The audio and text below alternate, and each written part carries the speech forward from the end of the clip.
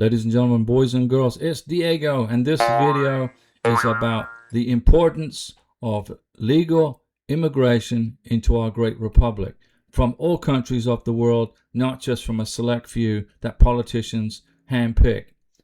Every country in the world has contributed to the greatness of this republic, the United States of America.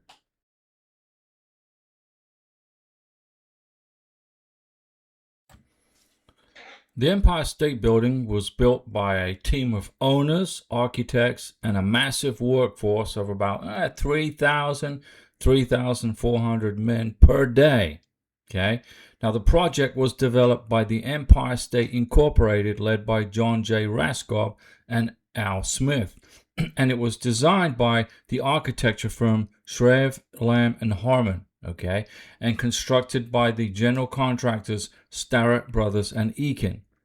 Now, the construction of this skyscraper on 34th Street was a massive collaborative effort across several roles, which included the owners, obviously, and the developers. Now, former General Motors executive John J. Raskob and former New York Governor Al Smith, these folks financed and led this project to build the Empire State Building. But let's continue. The architects, William F. Lamb of the firm Shreve, Lamb and Harmon, okay, they drew up the famous Art Deco and design in just a few weeks. They designed it very quickly, okay. And the structural engineer, Homer Gage Balcom, well, he designed the steel frame to safely handle the heavy winds and the structural stress. Now, the general contractors, which were Starrett Brothers and Eakin, now they managed the physical construction, building at a record-breaking pace of 4.5 floors per week, which is quicker than they're building the Hard Rock Cafe in Las Vegas. And the workers, approximately 10,000 laborers, worked on this building. Now, this diverse workforce included many recent European legal immigrants, predominantly Irish and Italians, and a tight-knit fraternity of steel Mohawk ironworkers from Canada. Okay? So this was a joint effort with immigrants from various countries, including Canada. Now, the United States has long attracted and benefited from immigrants whose ambition and sweat equity and skills and knowledge and hard work have helped this country reach new heights of greatness. But too often these immigrant workers never receive the rewards, they never get any recognition they deserve for what they've done and what they're doing for our country, and it's not good.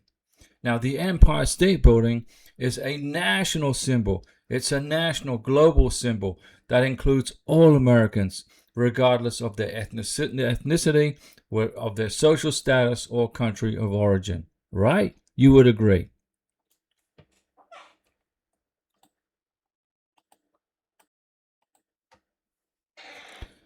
Now, many of these men were immigrants, like I said. For example, there's Owen Scanlon.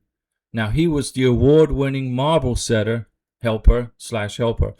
Mr. Scanlon was born in 1906 in County Leitrim in Ireland.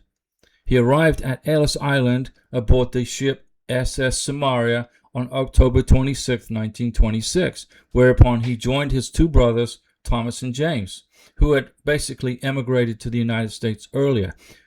All three brothers, no doubt, have worked on the Empire State Building. There's no doubt in my mind that all three of them worked on the Empire State Building. And then you have James Irons, a stonecutter. Now, he was born in Scotland either in 1883 or 1884 or 1885. It all depends on which documents that you want to believe, okay? But he arrived in the United States as a young child with his mom and dad in 1887. In 1930, okay, he won the Empire State Building Craftsmanship Award. He was about 45 years old and was living in Queens with his wife and their 3 beautiful children. Now, this gentleman's grandson, also named James Irons, remembered his grandfather as a tough old coot, not a big man, but a tough man. And as a child, the younger James Irons would visit his grandfather on the weekends. Now, despite how big, how large, how grandiose the Empire State Building looms in history today, okay, it was not something the older man often spoke about. The man that helped build it. Only sometimes would he tell his grandson stories about his adventures and how it was like, what it was like being up on the girders and things like that. And his grandson said he didn't say much, but he's, always been very proud of him. These folks were very humble immigrants that built this country in one way or another and stayed humble. Now, let's not forget to mention ironworker Victor Frenchy Goslin. Okay? Now, he wasn't a craftsmanship award winner, but he is perhaps the best documented, the great myth of Frenchy. Okay? Now, Frenchy has become an archetypical for the American worker in the 1930s. Okay? His image has been used in countless textbooks, and it finally appeared on a 2013 U.S. postage stamp in the series Made in America, Building a Nation. Frenchy, an immigrant.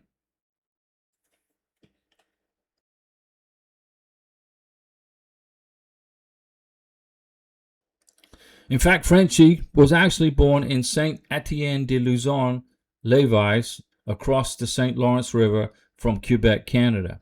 Okay, and genealogically, records go back to his great-grandfather, who was also a native of Quebec, nicknamed Frenchy also by the fellow ironworkers and celebrated as a symbol of the American character. Now, further research also indicates that Mr. Goslin belonged to the Kanawak Mohawks, the Native Americans whose territory straddled the U.S.-Canadian border back in the day, before these countries even existed, the United States and Canada. Now, a few months before the Empire State Building officially opened, a cartoon appeared in the New York Evening Post. A mantilla-clad woman standing with a small boy on the roof of the Lower East Side gazed in awe at the giant skyscraper gleaming in the faraway distance. Fantastic. Can you put yourself into that picture? And the caption reads, "Tony, your old man's building that." Now, perhaps it was meant as a joke, no doubt, but the proud mother was exaggerating her immigrant family's importance. But it also spoke the truth.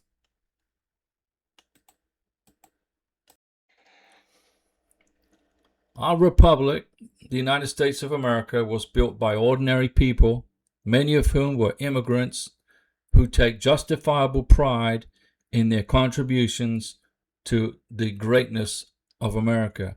Now, even if those contributions were small or big, they were almost always overlooked or ignored or forgotten. And let's not forget about this. Let's make sure we do not forget that immigrants have helped build this great country. Let's not forget that. Now, let's move on to the original World Trade Center. Now, the original World Trade Center was built by the Port Authority of New York and New Jersey, with architect Minoru Yamasaki, who was the designer of the Twin Towers, and a key engineering contribution from Worthington, Skelling, Hale, and Jackson. That's a company, the architectural company. Okay, so we're talking about the World Trade Center, the original World Trade Center. The construction began in 1966 and continued through 1975. And the complex was officially dedicated on April 4th, 1973. The Twin Towers were 110 stories each high and were the tallest buildings in the world at the time, with World Trade Center North Tower at 1,368 feet, and World Trade Center South Tower was at 1,362 feet. The difference in height was with an antenna, a transmission antenna. I've been up to the top of the World Trade Center back in the 80s. Now, the original World Trade Center was a 16-acre complex in New York City, and it comprised 7 buildings that housed more than 430 businesses from around the world.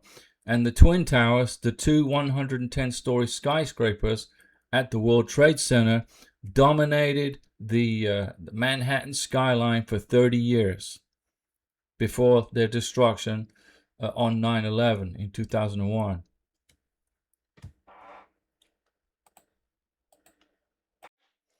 Now, the architect of the World Trade Center, Yamasaki, was born on December 1st, 1912 in Seattle, Washington.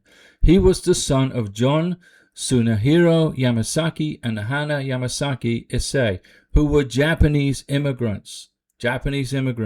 So the son of Japanese immigrants designed the World Trade Center. Okay?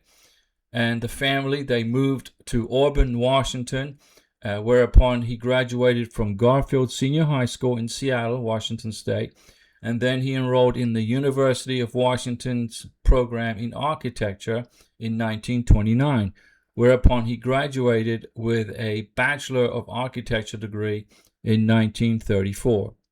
So he was degreed up, the son of Japanese immigrants.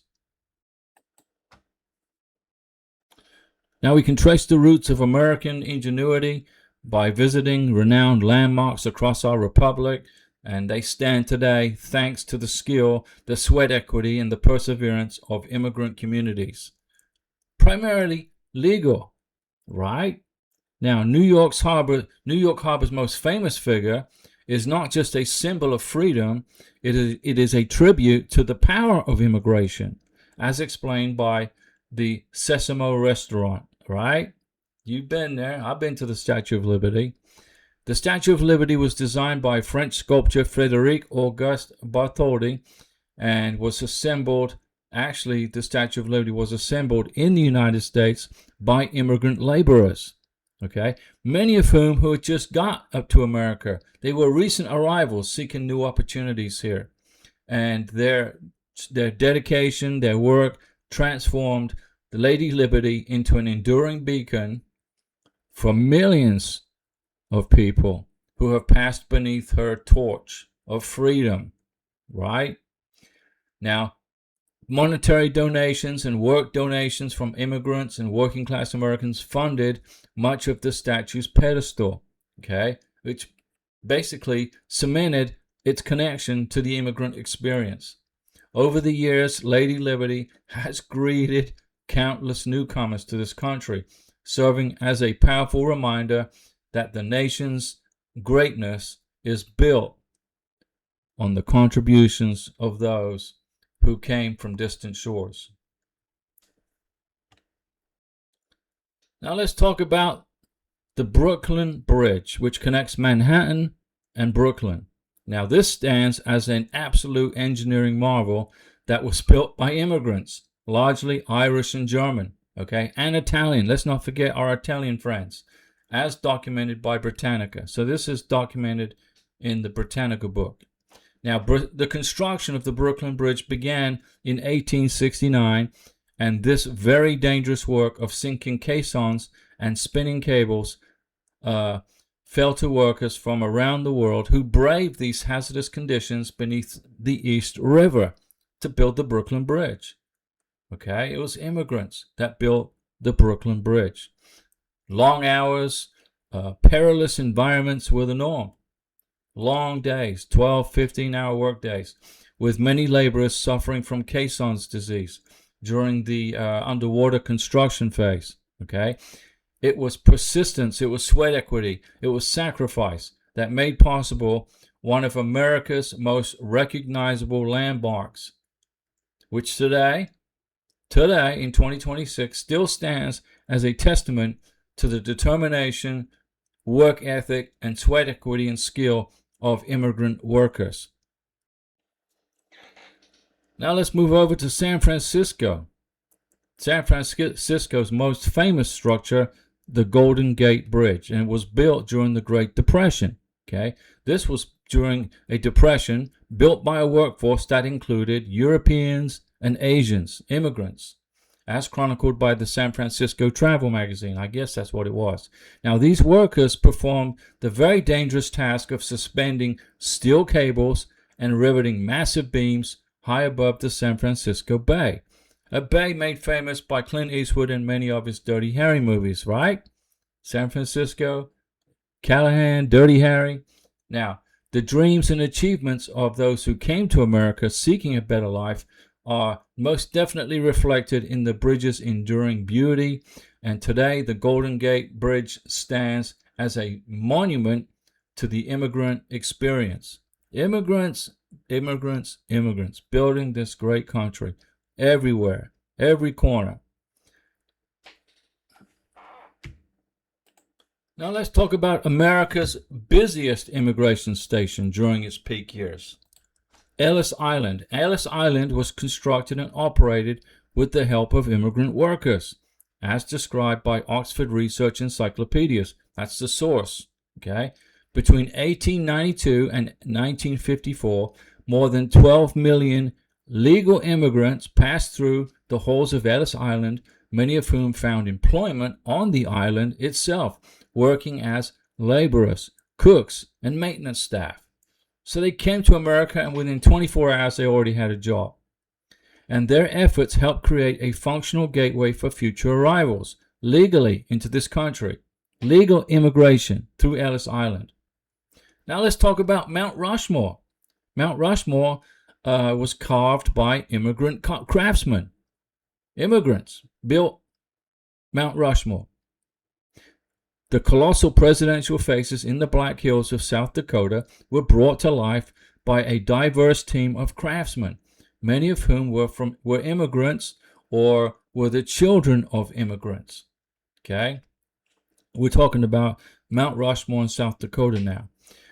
Under the direction of the famous sculptor Gustav Borglum, workers from Italy, workers from Sweden, and workers from other numerous countries carved the granite faces of our four famous American presidents into the very rugged landscape. And this obviously is very easy to look up, and I hope you get a chance to visit this iconic place. Now, spanning the continent of the United States in 1869 was the Transcontinental Railroad. And this was made possible by the tireless sweat equity and efforts of immigrant workers, especially Chinese immigrants and Irish laborers. Now, these men laid the tracks across the unforgiving terrain. They blew up and blasted tunnels through the mountainsides, and they endured unbelievably harsh weather and dangerous working conditions to lay these train tracks. What did this do? Well, it connected the east and the west coast of the United States, which immediately fueled economic growth and westward expansion. Communication, travel, right?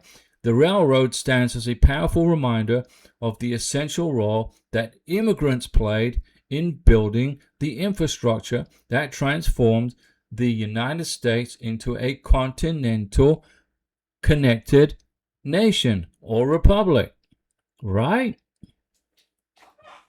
Now, according to the Institution of Civil Engineers, ICE, not that ice, the engineering ice, rising from the Colorado River, the Hoover Dam is one of the greatest engineering feats of the 20th century, built by a workforce composed largely of immigrants from where? Italy, Mexico, Eastern Europe.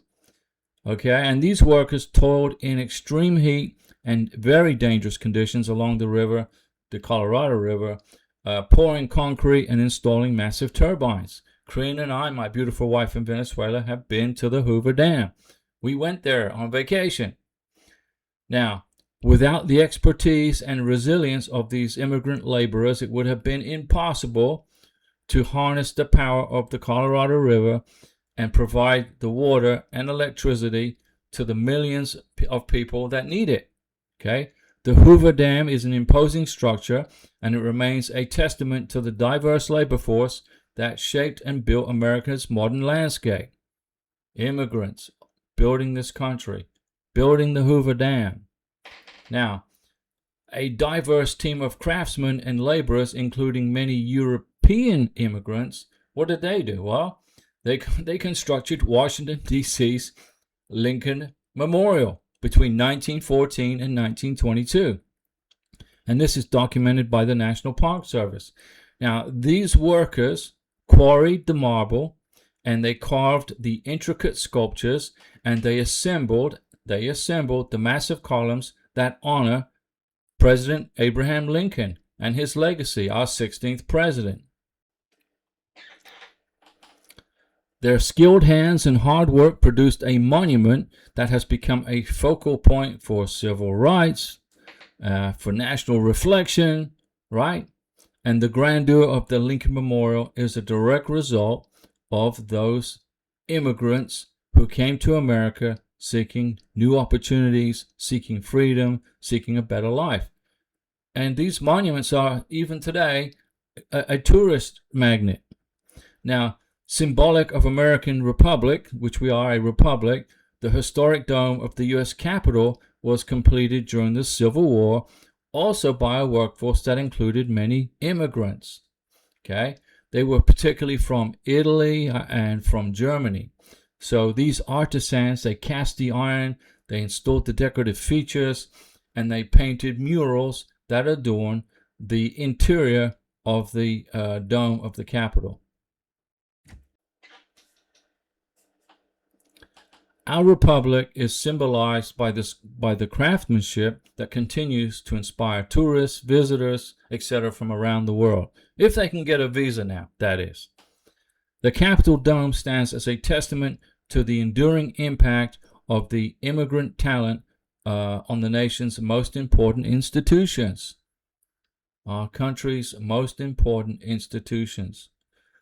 Let us not forget also the contributions of immigrants from Africa. Very important. Immigrants from Africa. Okay? They have shaped America through both forced migration during the transatlantic slave trade, and also through voluntary and modern immigration. So Africa is a very important continent in the greatness of our country. Together, these groups have brought essential labor, okay, agricultural techniques, rich cultural traditions, culinary skills and staples, and highly skilled professionals to the United States of America from Africa. Now, the contributions of African immigrants, it goes back many years, and it spans many areas of American life, in particular agricultural. Now, the enslaved Africans brought crucial skills for cultivating crops, especially rice, indigo, and tobacco, which helped build our capitalist country. They also introduced agricultural techniques such as irrigation, crop rotation, etc. And African staples were included, very influential, especially in Southern cuisine. Okay. Now, these enslaved people, they brought foods to the United States like okra, yams, black-eyed peas, and sesame seeds, which obviously formed the foundation of soul food, right? Soul food. Now, African traditions shaped modern American music, which has particularly influenced Elvis Presley. Elvis Presley, right? The king of rock and roll, influenced by modern African music. Now, the rhythms, the call and the response, and the singing and the storytelling brought by Africans laid the groundwork for blues, jazz, gospel, rock and roll, like I mentioned, and hip hop. Okay? And Africans were very good at storytelling. It was the way they remembered their history. And then African dialects, they blended to create unique languages like Gula in coastal South Carolina, right? And Georgia. And then there's the African folklore and the storytelling traditions, which help them remember their past. and this became a staple of American literature. Now, voluntary African immigrants over the last few years from Africa over the past few decades include highly educated professionals, very important to our country. They have brought critical skills to the United States and our economy, especially in fields like science, technology, business, healthcare, etc. Doctors, nurses, and immigrants from Africa help sustain the U.S. healthcare system. A large number of African immigrants work as registered nurses, like I mentioned, doctors, and personal care aides. Very important to our country.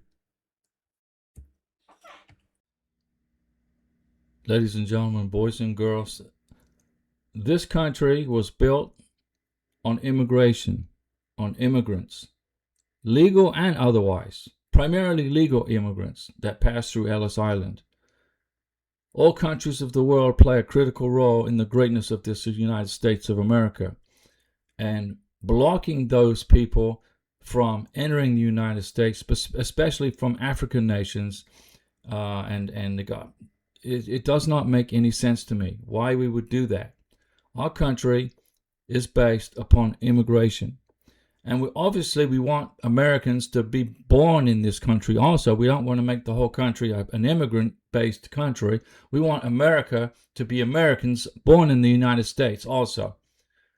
But the immigrants from the past were the ones that built the infrastructure, built the interstate system, built the iconic buildings that we have got the pleasure to see today, from California to New York to Seattle, Washington to Missouri with the Gateway Arch, etc. This country was built with the sweat equity of immigrants from many countries. I sincerely hope that our country will continue to offer legal immigration from all nations, not just a select few that politicians seem to think are more important than other countries.